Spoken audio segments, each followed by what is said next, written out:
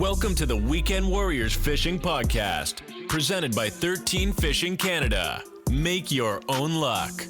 We're here to scratch that angling itch and talk everything fishing. Join us as we sit down with special guests from across the industry. Now, here's your hosts, Logan Lewis and Jesse Cadron.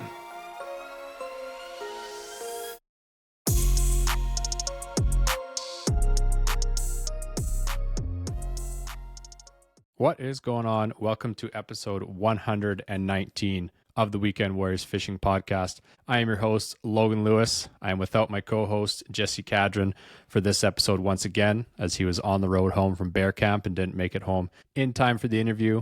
But have no fear, he should be back on the next one, as he'll be getting closer to heading up to fish camp and all that fun stuff there. Today's episode, pretty exciting one. We've got Matt Siemens from Sasklakes. He's the founder, creator behind the website that I'm sure many of us have seen when you go to look up a lake that you maybe don't know much about, or if you're looking for a campground or boat launch, any of those things. He's come up with the Sasklakes website that brings all that information into one, and we're going to talk about the website itself, some of the lakes around Saskatchewan, and all that good stuff. Before we get into that, though, the interview, I want to mention, of course, as always, the sponsors of the show, as we do right off the top here. Presenting sponsor, 13 Fishing Canada. Huge thanks to them for being the presenting sponsor since the inception of the podcast back in 2020. So like 6 years now, I believe it's been. So pretty crazy. They've been along for the whole ride. So huge thanks to them. You can head over to the Rapala Canada website. Use the code Weekend Warriors. That's WKND Warriors. And that'll save yourself 15% off at checkout. All the brands, whether you want some jigs, some rods, some reels, some accessories, whether it's great pliers. Actually, I was using some of the new angled pliers at the Buffalo Pound tournament this past weekend. I was really enjoying those, seeing as it was crazy how many fish we had to unhook. We're going to be getting to some of the bear camp recap and the Buffalo Pound fishing tournament recap as well, probably in the next episode once Jesse's back. So I'll save all the stories for then. Next up, speaking of the Buffalo Pound walleye tournament there, we've got the Saskatchewan Wildlife Federation. Huge thanks for them for being a sponsor of the show for as long as they have. Like I'd mentioned there, just had the Buffalo tournament that's put on by the Moose Jaw branch of the Saskatchewan Wildlife Federation. Awesome community to be a part of. Membership is $25, I believe. Nice and easy to get. Send them an e-transfer, send them your information, and you're good to go.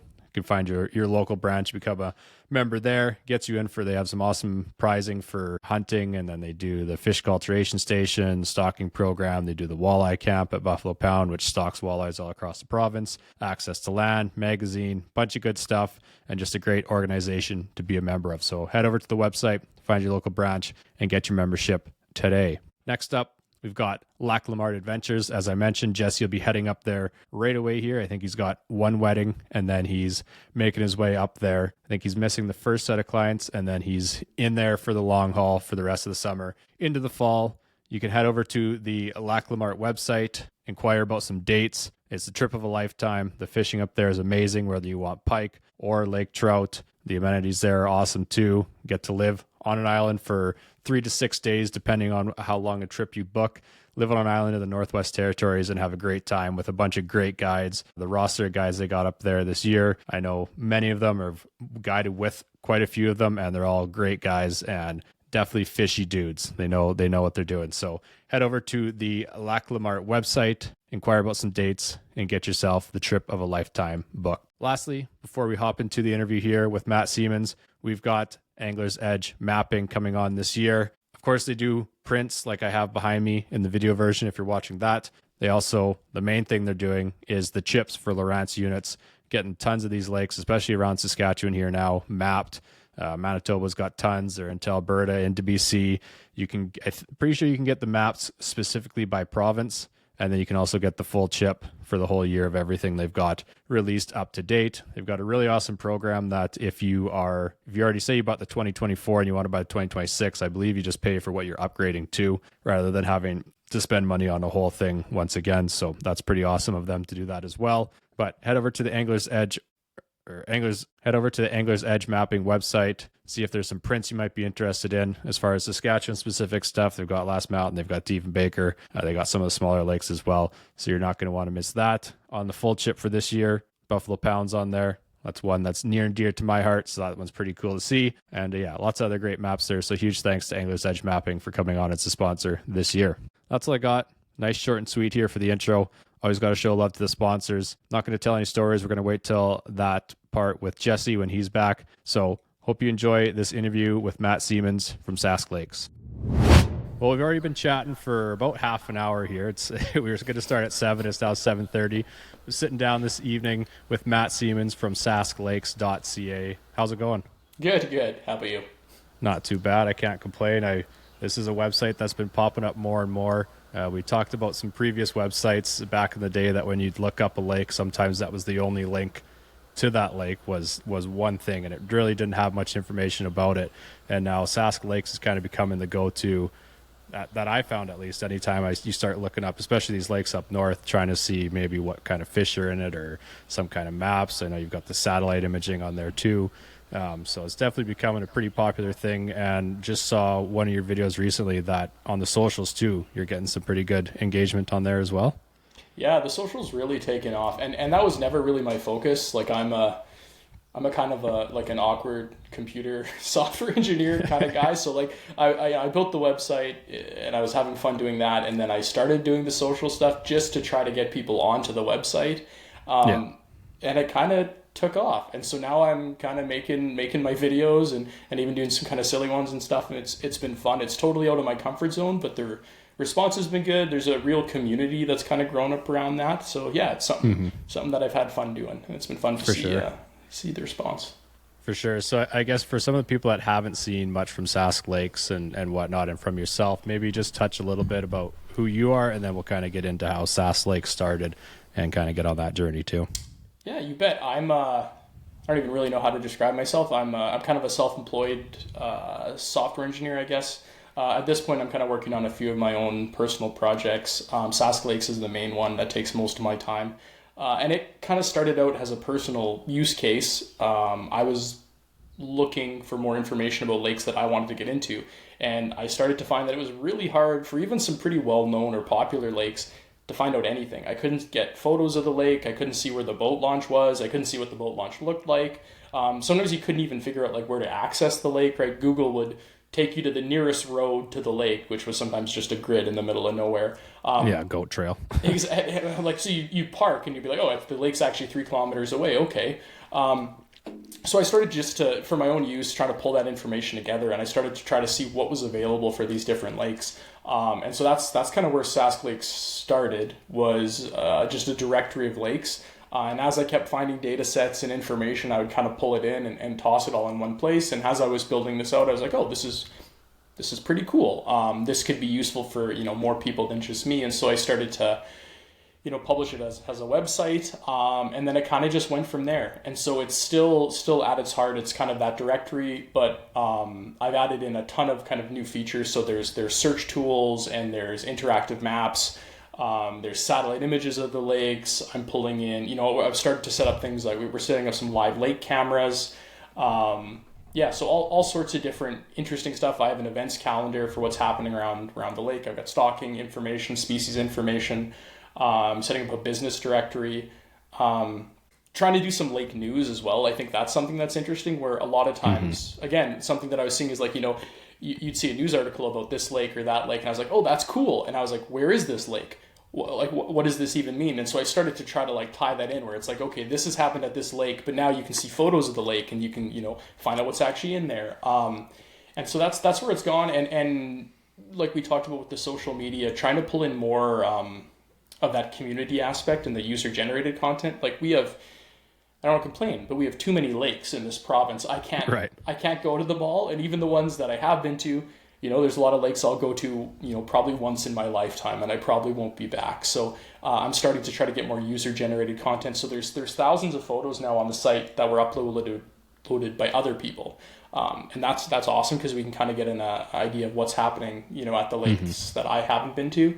And as well, so we're getting kind of user-generated photos and comments, and I'm trying to do reports as well. So I'm working on a reporting system on the lake, and that's huge for, like, is the dock in at the boat launch? Is the road accessible? Is the ice on? All these kind of things that are really helpful to get. But if you just go to Facebook or something like that, the problem is they just disappear, right? You'll see the same questions, right? Like we have the fishing groups on Facebook. People ask the same questions over and over and over again. And it kind of makes sense because they ask the question and then it goes away, and it's hard to find that again. Where as some of these questions and answers, like, they're pretty consistent, right? Like, if you ask what the boat launch is like, the boat launch is probably going to be similar next year. And so that's where I'm trying to get that onto the lake page, so it's something where that information can be useful forever. It's easier to search, and it's easier to kind of ask questions and find out more what's going on.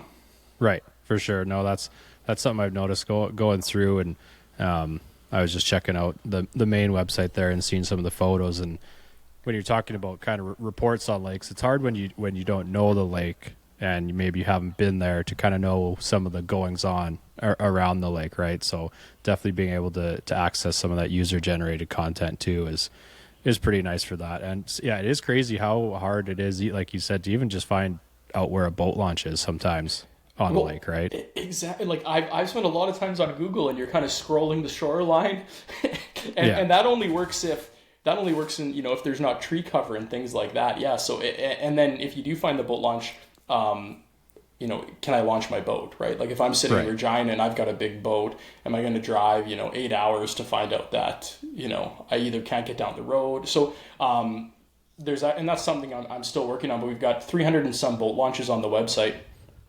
and quite a few of them have photos as well. So that's huge too. You can drill down to a boat launch and you can get a photo of what it actually looks like, which, conditions can change, but at least you've got a rough idea of what you're getting into before you hop in your truck. Right. Yeah. And just looking at this too, the nice thing is the quick pictures too of what species, as far as being a fishing podcast and wanting to know what fish are in there. I don't know if you can really tell from who visits the website, but do you think the majority of people are accessing this for fishing reasons? Totally. I think that's a huge chunk of the audience. And I can see that in like the analytics for the pages, like the stocking information. So I have like I pull in the information from the Saskfish hatcheries for the different stocking stuff, and I put it on a map. Those pages are really popular. They get a ton of traffic.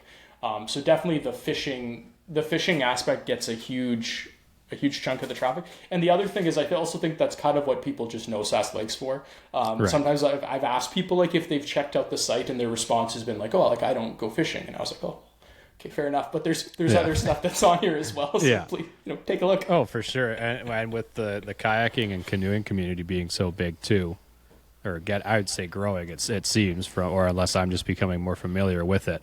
But like that can be a huge thing. There's tons of people that go on canoe trips. They're not into fishing as much, right? It's something you bring along in case, maybe we'll throw a line, but getting to know routes and everything like that too, that would be huge, especially the satellite imaging as well with the recent stuff, right? The satellite imaging, and I actually just started pulling in water levels and stuff as well into the site. So that's going to be huge for kind of planning, like if you're doing, canoe or kayak trip on the river, you can kind of check to see what the water levels are doing.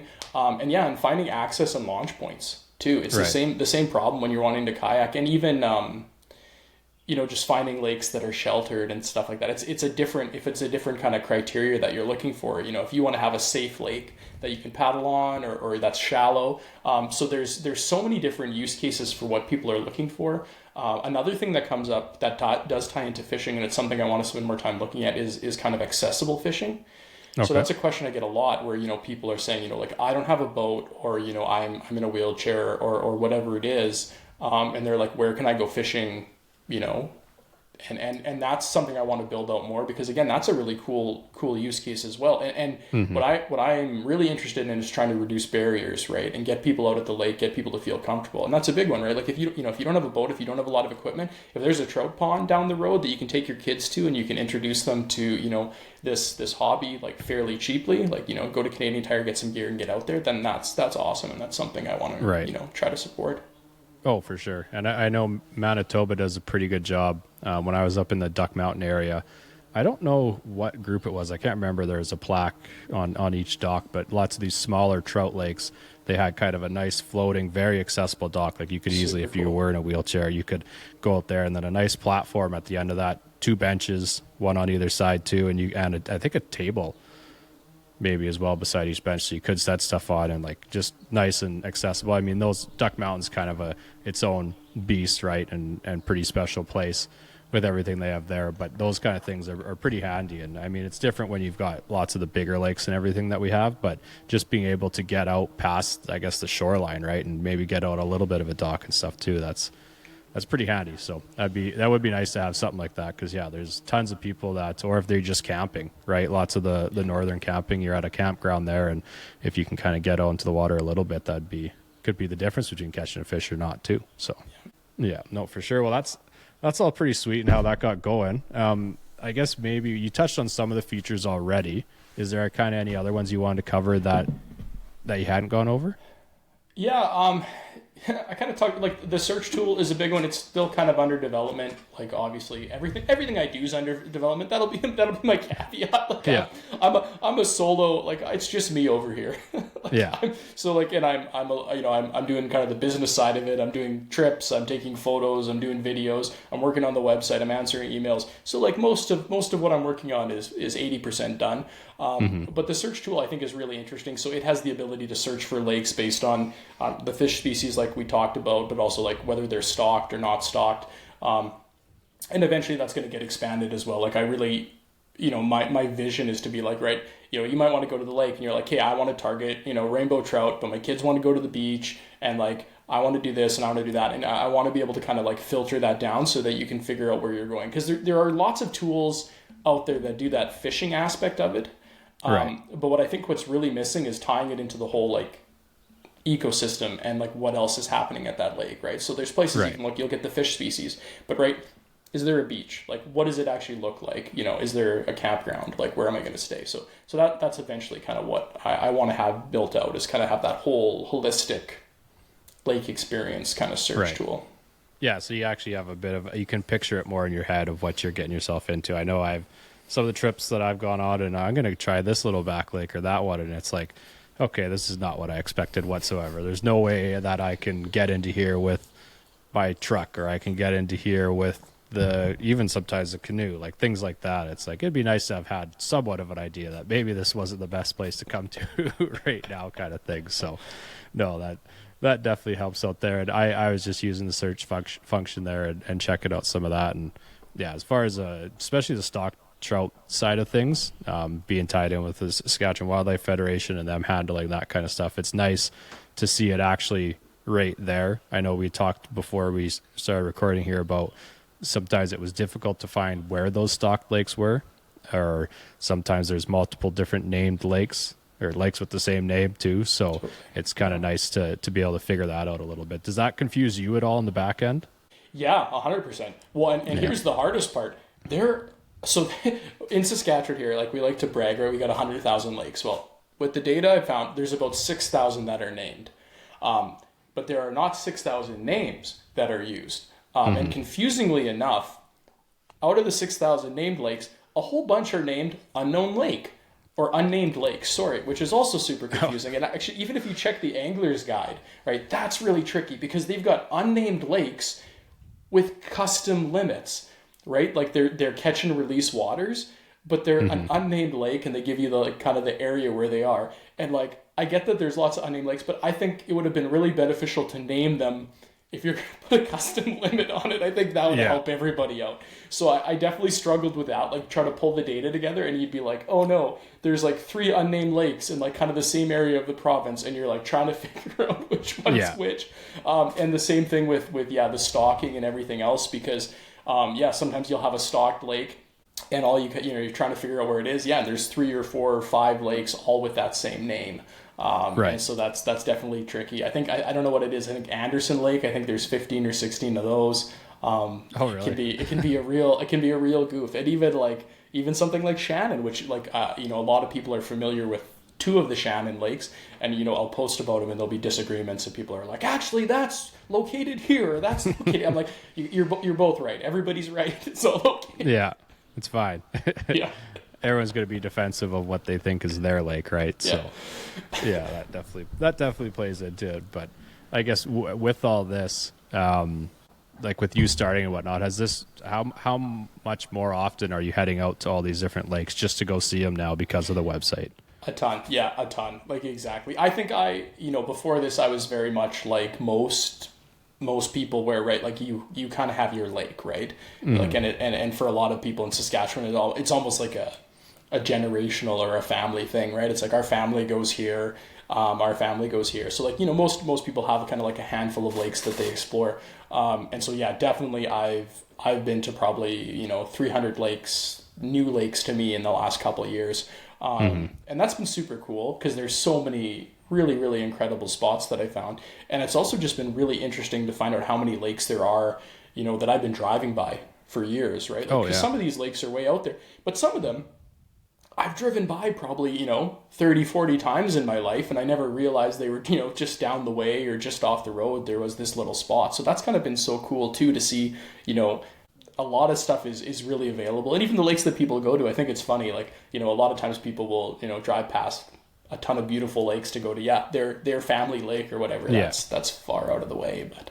Oh yeah. Just thinking about driving up to Denair Beach for the last decade or so, and all the amazing lakes that I passed that are right off the road there on the way up. I was like, I'm going to keep going another 4 hours here. And you never stopped at or whatever. Yeah, for sure. Yeah, no, that's, when you're talking about that and kind of the lakes that are right there that maybe might not be much known about him either. Have you seen, I don't know if he's on TikTok or Instagram or both, but he does a series where basically I'm going to go fish this lake and find out if there's anything in it.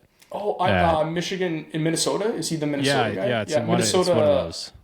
Yeah, he does really cool stuff. Yeah, I like his videos a lot. Yeah. And that's something you could easily do up here, right? Like, there's so many lakes, not much known about, tons of them, other than, well, I guess they might have a name. They might not, based on the stats that you just provided there. So Totally.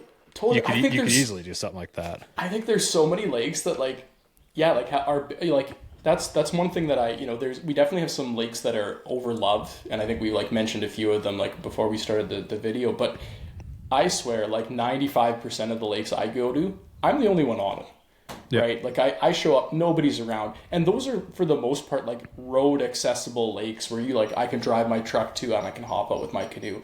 But if you take it to things that you have to portage, or you have to crawl through the forest or whatever, I think a lot of those lakes they probably don't see a person, right, every decade. Totally. So and a lot of them, they're not necessarily impossible to get to, they just take a little bit of effort, but people, we're habitual, we're doing the same kind of lakes. There's so many things out there to explore. And nowadays lots of people, it's unfortunate, you just don't have time to explore, right? If I've got a weekend off to go do something, I'm probably going to go somewhere where I know I can make something of it, unless my pure goal is just adventuring or exploring something. Then otherwise it's I could risk it and go over here where I have no idea, there's no information about it, nothing. I might know that there's lake trout in there maybe, but that's it. Well, that's a bad example. I would probably go do that and have done that. But say, for example, it's walleye and pike. Well, am I really going to go spend the time? Totally. And some of these small lakes, they don't even you have no idea, because they won't have the species listed for them, right? Right. A lot of times you can be there's probably pike in there, because it seems like there's pike everywhere. But yeah, totally. And I think you're 100% right. And that's a pattern that I think I've seen over the last 20, 30 years here, is that people are definitely congregating more to a handful of lakes, right? The really popular ones like Diefenbaker and the Qu'Appelle Valley and Waskesiu and Candle, they're going to these really, really big lakes, and then some of the other smaller lakes are really hollowing out. Yeah. And you're not seeing people use them. And I think we're kind of seeing that even in the way the Sask rec, a lot of our provincial rec sites are kind of at this point. A lot of them have been basically abandoned for any other way to say it. They're there, they're not there anymore. They're still on a map. You can still get to some of them. Some of them are just closed and chained up, and that's that. But I think that's really happening. And I think it's unfortunate, because if we're not using these lakes, if we're not advocating for them, they basically turn into garbage dumps, right? Yeah. If no one's saying, hey, what's going on here? We actually have to use our lakes. We have to protect them, and we have to advocate for them, or else no one's going to care.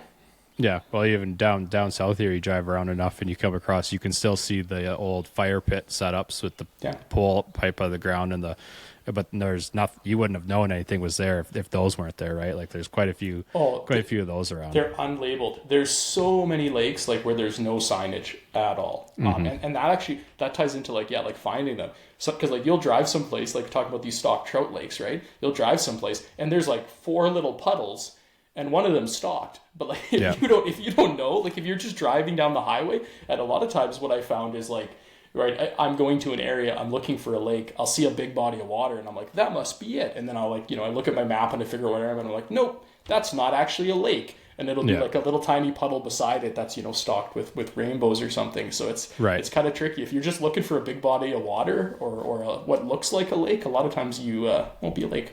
Oh, for sure. Yeah, especially as you got up north more into your neck of the woods. You might just be seeing a different bay of a bigger lake, or you might not realize that doesn't actually connect to that lake you're looking at, and it's tough to actually kind of bushwhack and get your way into there to find out what's actually going on there. But yeah, I think it's just something to do with people aren't getting out of the city as much. I don't think there's maybe less people interested in it, but it's just the same things. You see it with some of the lodges too, right? Like there's the popular ones, of course, and those ones are going to keep being popular. But as far as those kind of little flyouts that there used to be so many people that could go and do that you just spread out how much more you could do. And I think not as many people are leaving the city. I think there's still lots of people visiting, but there's just not as many people maybe going out into these areas. So, I mean, as someone who's always out there, I'm like, oh, it's nice when you get the lake to yourself. But eventually, if you're the only one doing it, then like you said, the things aren't kept up and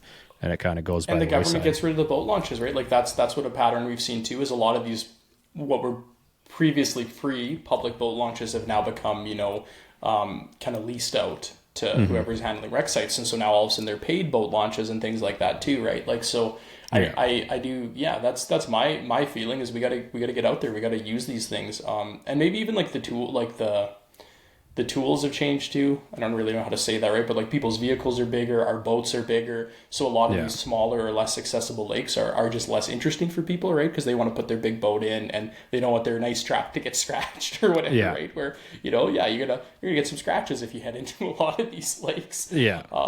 So that's hopefully a change. I think more and more people are getting into paddling, and that's exciting. Like I'm seeing a lot of people out there kayak fishing and stuff now. And that's cool because that opens up a whole nother world. Where you can kind of, drag something through the forest and you can get into some really kind of neat little spots. Right. Yeah, I actually just picked up a kayak from a fishing buddy, and I'm looking forward to that, taking that up north of the Ronge here at the July long weekend, I guess it'll be. Lots of these lakes I've been walking into and either fishing from shore and getting eaten alive by mosquitoes, or there's some old tinner there that has a couple holes in it, and I'm using a log to try and paddle myself along just so I can get offshore a bit to cast a bit better. Like I'm looking forward to just having a nice kayak in there, wheel it in, and actually enjoy the fishing side of it more than just the adventure's fun. But I'm like, I'm working so hard just to get a couple casts, and then you throw in a little bit of wind and then you're really hooped. So the kayak will definitely open some doors there for lots of those kind of stock trout lakes. So and just get around the corner. Just get around the corner, right? It's so cool because you zip around a corner and you can just convince yourself you're in the middle of nowhere, right? Like there's no one to see. So for sure, yeah. And then you see another corner, you're like, I should go over there too. And then you're like, okay, this log isn't working too good to paddle anymore. I shouldn't keep going. But the adventure side of it all is pretty fun. Like you said, usually right off the side of the road, and if the place hasn't been hit by the fires, you wouldn't even know for the most part that lake's been there too. So no, that's all good there. Well, I guess we've talked in general about a lot of lakes, but you said you visited quite a few here. Maybe give us some idea of some of your favorite lakes that you've been to, and maybe some of the newer ones you've been to. What are some of the ones you're like, oh, this is like, I'd probably come back here again? Yeah, for sure. And that's kind of the weird one, is because like I've definitely got my favorites. I've got the lakes that I always go back to. But some of the lakes I've ran into, like that I really liked and that I was impressed with, I didn't really know or really expect to be impressed with them. So for this, like I'll probably talk about lakes down south, and the reason for that is like I have not spent much time down there. Like I haven't. That's kind of a new thing to me. I've kind of been in the central bit of the province and a bit towards the north. So last year was kind of my first time heading down south, and I was really impressed with some of the parks and stuff down there. So that Lac Pelche regional park was really impressive. Like that's super cool. That's a super cool kind of family friendly little spot. So, I went to the beach, went swimming down there, and that was cool. Fife Lake, I'll just throw out, has like a kind of a weird one. Like that's down south there as well. But it was like, it's not a forested lake, but it's almost like being on the ocean. I don't know what it is between the smell and everything else. It was kind of neat. So those ones were kind of unique, and I liked them. I'd probably go back to them. And then just thinking here, I like Lovering. I know that one kind of comes up a lot because of the fishing aspect of it, but I was really impressed with it just for its like location and the water. And like, that's kind of become my default stop when I'm heading down to like Regina, like, and again, that was a lake that like I've driven by tons of time, but now like my habit is like I stop at Subway and I go to Lovering, I have my lunch and I go for a swim, and I'm like, man, this is awesome. It really cuts out the drive. And I never knew it was there until a couple of years ago when I kind of tracked it down. So well, and that's one too, when we talked about the lakes, and this part might have fish, this part might not. Like, it's Lovering Lakes, right? And if you didn't know and hadn't really looked at anything, you'd probably waste half your time fishing the one lake there that has nothing in it. And it's bigger. I think that other side is bigger. Like, there's like the big side and the little side. Yeah, it's bigger. I don't think it has the depth. Lovering has some pretty good depth to it, the one that does have fish in the park and everything. But that other side is definitely surface area wise, I would think is bigger. From what I've seen. So you got any other ones on your mind there? A lot of the little ones. Like, there's some really, really cool little lakes. So those ones were kind of new. Which one there? Swede up by Neston Lake. I went in. That's a really cute like little paddle, and it's a fun paddling lake because it has a whole bunch of little bays kind of, so you can paddle around it, and then you can portage into Little Nestlin. And again, like, you're not that far. It's not hard to get into, but you can get in out on that lake and you can kind of feel like, you're way far up north. So that one was a really cool little paddling trip too, with my just little canoe to kind of just mess around out there.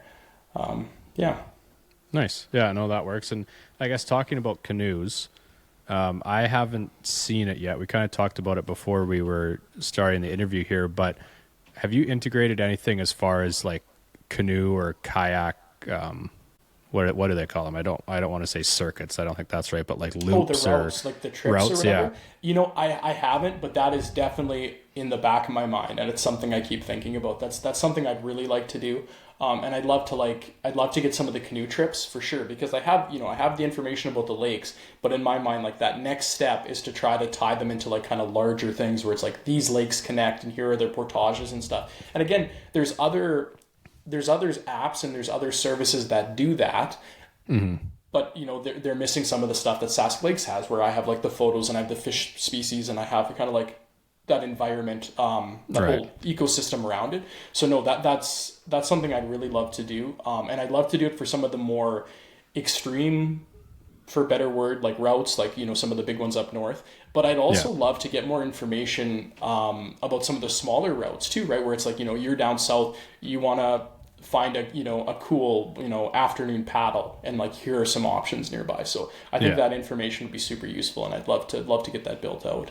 For sure. Yeah. Me and my buddy are trying to plan a canoe trip on the Frenchman down south here by Cyprus, I believe. And just the idea popped into our head. We haven't looked into anything else as far as actually figuring out where we go in, where we get out, kind of thing. But yeah, there's lots of great opportunities for that people wouldn't even realize, especially down south here. As soon as you think canoe trip, you think up north, which is probably maybe more fun thing to do, right? Given the environment in the area. But I mean, it's all over the province, right? Yeah, and yes and no. I totally get it. Yeah, that is when you think paddling in Saskatchewan, you picture, going down the Churchill and waterfalls and the Shield. But I really like messing around on some of these little rivers just around this PA area here. Like, I've spent a fair bit of time paddling like the Sturgeon and the Shell.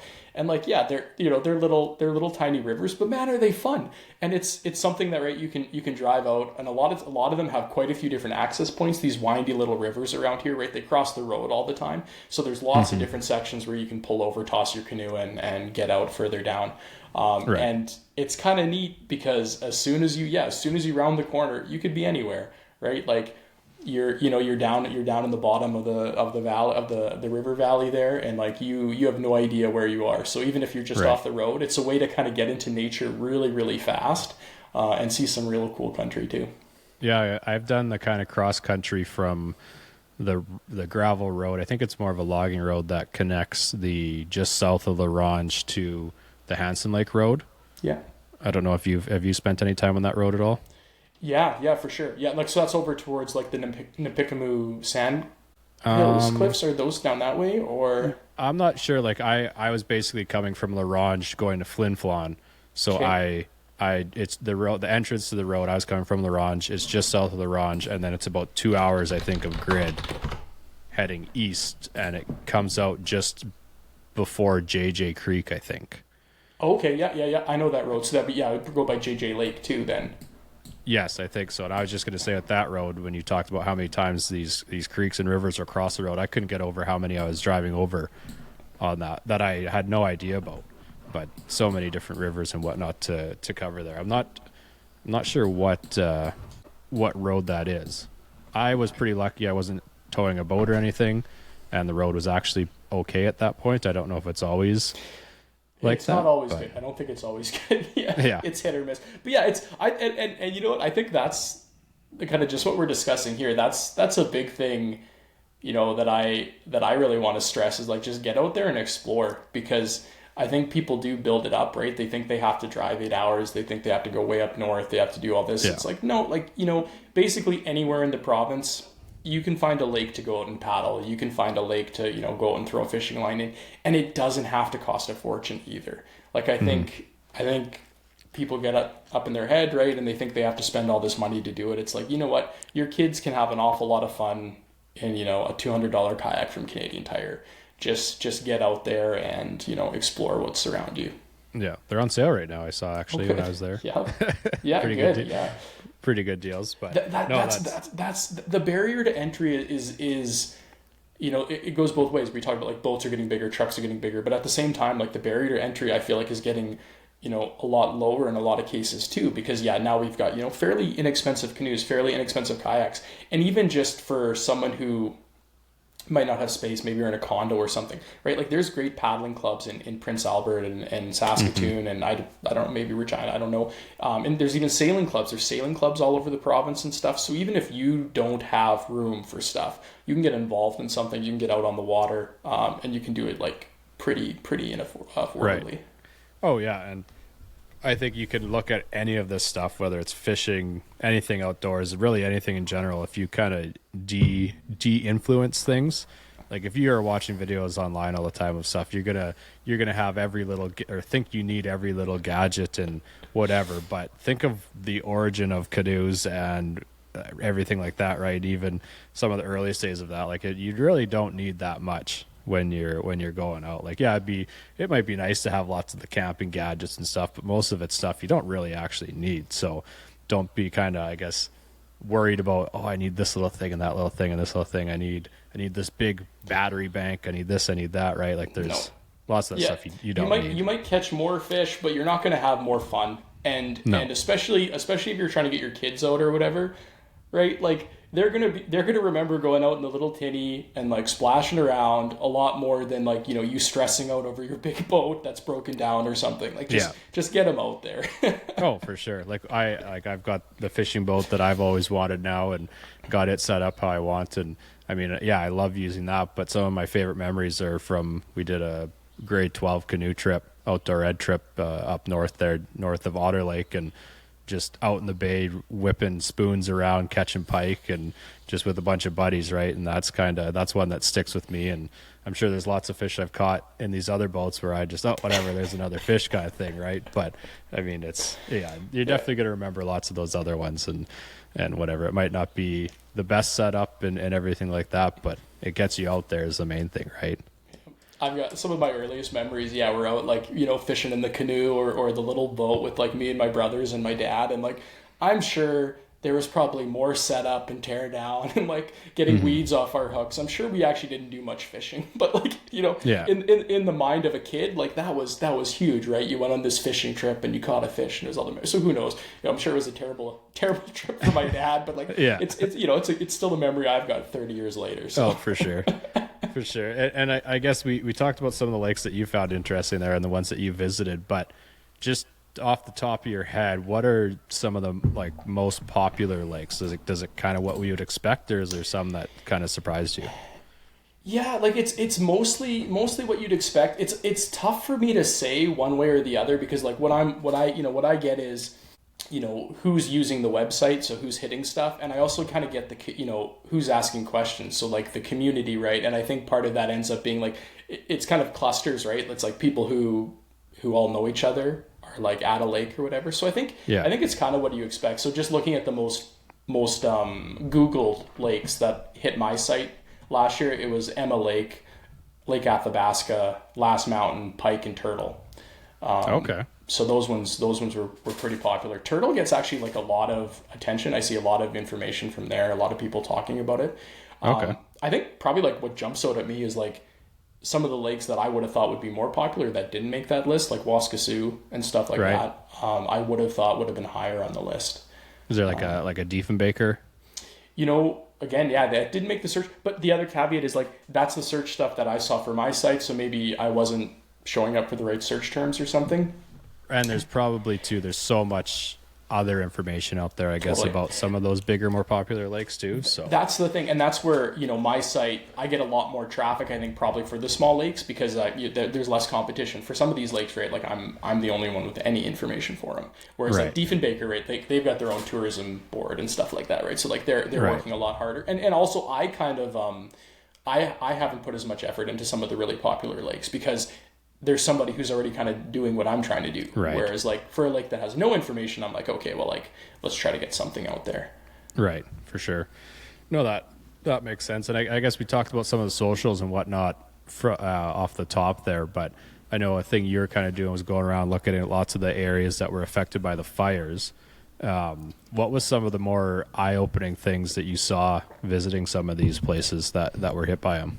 Yeah, just you know, for a lot of them, just the devastation, right? Like going into lakes that I've been familiar with for my entire life, and not being able to tell where I was or if I was even at the right lake. You know, I'd pull into a lake, I'm driving down the road, and I'm like, did I take the wrong turn? And kind of figuring out that I am at the lake, but it just looks very, very different. When I was at Lower Fishing Lake, you know, there's kind of a section of the campground that, like, you know, historically, like my family's, you know, camped at, and I have lots of memories there, and I couldn't even find it. I was walking through it and I was like, I don't know where it was. I had to work backwards. I found the you know, the service center, and I was like, okay, so if I walk back and I turn, oh, it's like, okay, this is where I used to camp, and it's a field now. So that change was kind of was it really incredible to see, just the absolute devastation at some of these lakes. No, for sure. That's my reference points go back to, I mean, L'Orange had the fires around it, and for the most part was okay, other than unfortunately the trading company there with Robertson's, that was unfortunate. That was always a good stop and an awesome place. Even after it closed, you could still go in there on, I can't remember what days it was, but you could still go in there, and if they had some stuff, check it out. But for my example with Denair Beach, where my fiance's family had a cabin, like when we went there last fall to kind of move everything out of the cabin, luckily theirs survived, but you pull into Denair and it's a T intersection and you can see the lake, and there used to be cabins upon cabins going down there, and like you said, you trying to tell where you were amongst everything was impossible. But then it would be everything flattened, and also there was one place that survived. The siding was melted on it a little bit, like warped, but the place was there, and the guy was sitting, when we pulled up, he was sitting out on his front porch. And I'm like, how does this one place, every place around him, like 360 degrees is gone, and that one place survived, or this one bush survived? Like, it was just insane, and how quickly it all happens too. But yeah, it's pretty eye-opening. You don't realize, I guess, maybe sometimes how powerful Mother Nature can be with all of that, and it takes no time. powerful and then random too, because like that's like exactly what you're talking about. There's some areas that are totally burnt, and then there's some areas where you go through and the bottom of the sign is burnt and the top is not. You can't even tell the difference, right? Like it's it's not even discolored. So like some of the areas burnt so fast as well that yeah, for sure. No, didn't even peel the paint off. That's fair. And I guess now this is out of my own personal interest for some trips I have coming up. Have you gone north of La Ronge much this year? Not this year. No. I'm heading up middle of July. I'll be heading up north. Oh, okay. Well, I'll give you a report then, because when we went up there last July long, north of La Ronge, that road was horrendous. And I had seen on Facebook they might be paving it. I've heard it's fixed. Okay. I was there last summer through the construction. Yeah. I sat there for a long time. But yeah, I saw some photos and it looked like they've got some nice pavement up there now. Okay, so that's fingers good. Crossed. Driving up to Otter there, this was the first year taking my boat up there, my newer boat that I got, and I was like teeth clenched. I'm going like 10 kilometers an hour. It's dusty as can be. The washboards, like I'm literally watching the hood on my truck just like going like this, just like waving, and I'm like, I wish I hadn't brought my boat. Like it was that bad. So I have seen some things on Facebook though talking about it. People were wondering about the road after the rapids and the bridge there. Yeah. But people are saying before that is getting paved, I think. Yeah, is what I understood. So paved. Yeah, I heard they're widening it over the bridge or something. I thought someone was talking about that as well. Oh, really? Okay. Yeah, because I've heard it gets pretty tight after the bridge. I haven't spent too much time. I've gone like half an hour up that road, and that's it. Yeah, they're widening the bridge or whatever. Yeah, I'll have a report end of July there. Yeah, I'm driving up to Points North, so we'll have hopefully some videos and stuff to share. And then I passed your truck a couple weekends ago in May there. We were both along the Hanson Lake Road. Is that getting paved as well? Do you know? Like the Narrow Hills area? Or is it going to? Sure. I'm not sure. Further north, or like which parts are you thinking? Because like you know where all the construction was going on. I don't know if all the equipment and fighting the fires is what ruined the road. Yeah, it's destroyed. It's terrible there. Like right around ZN, like it's worse than the gravel actually. Like you're better off kind of taking the gravel. And so we drove up when we were going to move everything out of the cabin last fall at Denair, taking the Hanson Lake Road. When we went through that last fall, it hadn't been fixed yet. They were working on the rock truck roads beside the road for that. When we went up there the weekend that I went by your truck, it seems like they've been working on the road more. And then when we came back on the Sunday, they were oiling the road. And I don't know if that was to pave or if that was just like a dust control thing. I wasn't too sure, so I'm hopeful that that's going to be paved, because it used to be so nice that I could drive from Moose Jaw to Flin Flon full pavement, and it was a pretty good road the whole way. So totally, it'd be nice I'd hope they fix it, because it was a surprise to me. Like that was, and like normally you'd zip that way to avoid the gravel, but it was pretty. That was I think the worst road on that trip for me was like right around ZN. Like it was nasty. They're bouncing. Well, and I guess all over the you'd place. maybe sometimes come the Candle Lake Road, right? And a lot of join times up I with do. that. Yeah, I like going north. I kind of that's my favorite loop. I drive up Candle, Heritage, White Swan, hit the gems and loop around and come down south. And that road was actually quite good. Like that gravel that way was decent at that point. But the pavement, or what was pavement that used to be pavement was pretty rough. So I'm hoping they'll fix it. There was so much heavy equipment, and they're really developing those mines up north right now. Like at Hanson Lake itself, that's probably. That mine is probably one of the largest communities in the north. Like they've got, I think the numbers I was seeing, like 800 people or something were working at that mine. So they got big projects there. When you think about what's coming out, like I'm sure they're going to be putting money into that road to try to get it ready. Well, and also notice too, a lot more patches along that road with service now. It used to be 3.5-4 hours of dead, nothing.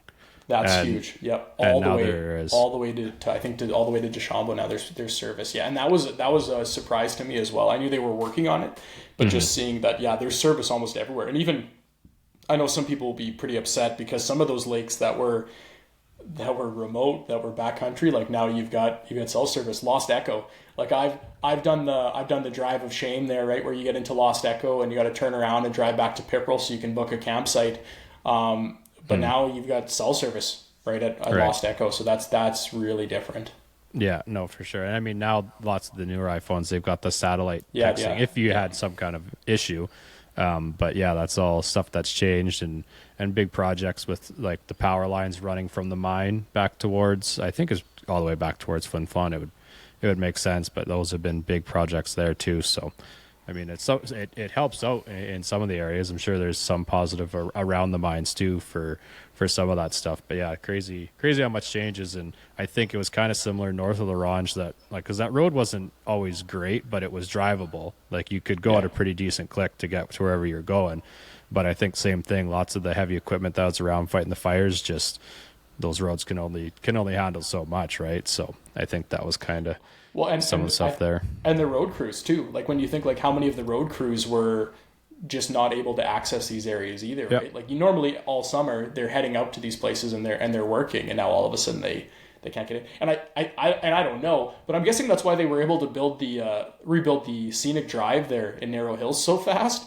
Like it's incredible what they built that road. And I was talking to the park staff and they're like, yeah, they built it in like a couple weeks. So I think just, they had a place for some of their road crews to go and work when they couldn't get in other places maybe. Right. But, no, for sure. That makes sense. And I guess I don't know if I have too much here. One thing that I thought was maybe a good topic to end on, you had a video about it coming, and it seems like today I saw more videos online about Lake Diefenbaker and the spillway opening up. Do you want to touch on that at all? Yeah, well, it's definitely something that's happening, and I know people are. There's a lot of interest in it. It kind of goes both ways, right? A lot of people are concerned the lake's too low. People are concerned the lake's too high, and there's a lot of stakeholders downstream that are pretty interested in this. So yeah, they're predicting like a pretty significant increase coming down the South Saskatchewan, which is good for a lot of people. Like the river's been low for quite a few years. I'm really hoping the prairie lily can float again. They've had a rough couple of years there in Saskatoon not being able to go. So it'll be interesting to see what's happening. I missed the spillway opening, but I'm tempted to bounce over and check out some of the stuff up here to see if I can see an increased flow over the next little bit up here. Yeah, for sure. That was something that was pretty interesting. I know at Buffalo, which is downstream of part of Diefenbaker there, it being part of the Qu'Appelle, we were pretty high water at the start of the year, and it's definitely gone down since then, but I'm kind of wondering if that's in preparation for what's coming from Alberta and making its way. Apparently they're starting to see a bit of it at Sask Landing, some of the stuff flowing down from all that, but it'll be interesting to see what goes on here, because what is it, the first time in 6 years I think that it's opened? Yeah, it's the first time in 6 years that it's open, and so like that's big for people downstream, and even just so, I was totally unaware of this, but some of the flooding photos that I'm seeing, it looks like Fishing Lake and Lake Lenore are dealing with some flooding and stuff, and I wasn't aware of that. So I think that's the concern that like the WSA is trying to deal with, is that like there's more water coming, and like it's not like flipping a switch. Like you kind of have to plan ahead, and you have to kind of get stuff flowing before we get hit by that. So yeah, like right now the water is still trending up on Diefenbaker and stuff. So it'll be interesting to see kind of what we get hit with. Yeah, the Saskatchewan's still going up there. It looks like the discharge. Okay. Yeah, it'll be interesting to see, because I'm fishing the Riverhurst tournament on Father's Day weekend, so I think the 20th, 21st, something along those dates, and yeah, it'll be interesting to see what the water levels are like, because it's kind of like the north, where high water doesn't help you as far as hitting things, and neither does low water, because if the water's up a foot, something that was half a foot above the water is now half a foot below the water, and it kind of makes for some interesting obstacles that maybe weren't there before, or you never had to worry about them because you could see them, and now you can't. So, and the sand's so interesting on the river and stuff, right? Because it just moves. Right. So it's some of those things where it's like, it's just not obvious. All of a sudden these sandbanks are moving and stuff. And I think that's something to be really aware of. Like if you're going out paddling or if you're out splashing around, right? I think a lot of us have kind of taken for granted that the water's been low. And so like if you're down on the river and you're not expecting it, like there could be some serious current and some serious movement that you're not prepared for. So yeah, with all that water coming. Well, I don't know. My list has been depleted here. Is there anything else you wanted to cover before we wrap things up here? No, I'm pretty happy with the conversation. That was fun. Good. Well, I guess as far as coming on and everything, maybe plug away where everyone can find you or contact you if they need to. Yeah, you bet. Well, you can get a hold of me at Sasklakes.ca. You can get my contact information on there. Feel free to send me an email. It'll go straight to me. I'll respond. You can also find me on Facebook or Instagram, YouTube, all under kind of Sasklakes. So if you search that, you'll get a hold of me. For sure. Well, as a user of all the information that you're putting out there, definitely appreciate it. It's nice having all that in one place there. I know, I guess just to wrap things up here, got family friends that they have a lodge up north, and I know they're checking Sasklakes for basically every day to see if there's new updated satellite imaging of their lake to see if they could fly in and go and set up camp. So I know it definitely has its practical applications too, not just fishing related, right? Like it's nice to see that. And it's super fun to hear that as well. And like if people have suggestions or questions, so that's one thing, like, because it's just me over here. Like a lot of what I do is driven by kind of what I hear from people, right? So like I'll build a feature, and if nobody uses it or nobody is it, then I just move on with my life. Mm-hmm. But the satellite image one was really something I wasn't expecting. I kind of like hacked it together, and I was like, oh, that's cool. And then I went about my day, and yeah, it got a ton of traffic there in the spring. So, if there's suggestions or people are like, hey, it would be super cool for me to be able to do this, send me an email. There's probably a good chance that if there's enough interest, we can get it built. For sure. Yeah, well, I mean, great year to have that go up because of how late all the ice was everywhere. Everyone was checking it like crazy. It was a goofy spring. Yeah, for sure. We had 3, 4, 5 springs there where I thought we were ready to go, and then we weren't. Yeah, for sure. Yeah, and the ice just kept hanging around, and then it's gone in a day kind of thing. So lots of those lodges that were trying to fly in, they're wanting to get set up. Probably, I think lots do kind of the May long thing. Yeah. Trying to go in there and get set up, and they can't. The number of emails I got where people were like, "Hey, I got a fishing trip booked at Jan. I've got a fishing trip at Besnard. On this date. Am I going to be able to go?" And I was like, I have no idea. It's a weird one right now. So it was tough. I think a lot of people had their trips canceled and stuff, and just I think we're still kind of dealing with that backlog of like docks and boats and stuff just not hitting the water because we missed May long for most of the lakes, and now people are kind of playing catch up trying to get out there. Oh, for sure. Yeah, I know. I heard the other day that lots of the shops down here, as far as getting boats ready and taking them out, they're about 3 weeks out from even getting to look at your boat. So there's definitely a backlog going on caused by the late spring or multiple springs. Well, how do you put out a dock, right? And it was late. Like normally May long is kind of that traditional, right? Like everybody gets out, puts their docks in, but most of the lakes still had ice bopping around. So that weekend where we passed on the Hanson Lake, I stopped at Candle Lake, and there was a little bit of like open water around the Minnewaca boat launch, but you couldn't go that far, and you wouldn't have wanted to, put your dock in or anything because there was still a ton of ice bopping around on Candle at that point.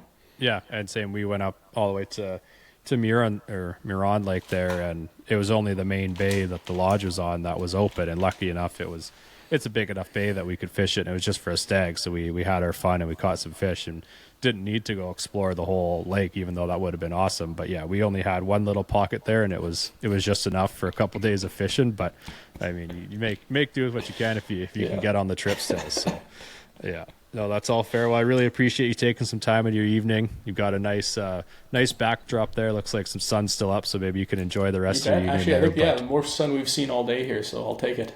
Yeah, no, for sure. We've had some pretty crazy weather lately, but no, like I said, definitely appreciate you taking the time, and maybe have to have some follow-up episodes here once Sask Lakes gets a little bit older here and some of the new features and whatnot that'll be coming down the pipe.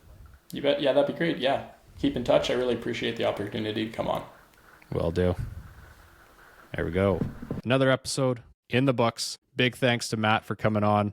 What a beautiful backdrop he had there, getting to record this out at his place on one of the northern lakes up there. Huge thanks to him for coming on, taking some time out of his evening, talking about the Sask Lakes website. It's pretty sweet what he's doing there, amalgamating all that information so it's in one nice place. I was actually checking out the photos tab there after the interview. Nice seeing lots of the user-generated stuff from the people that are accessing the website and using it.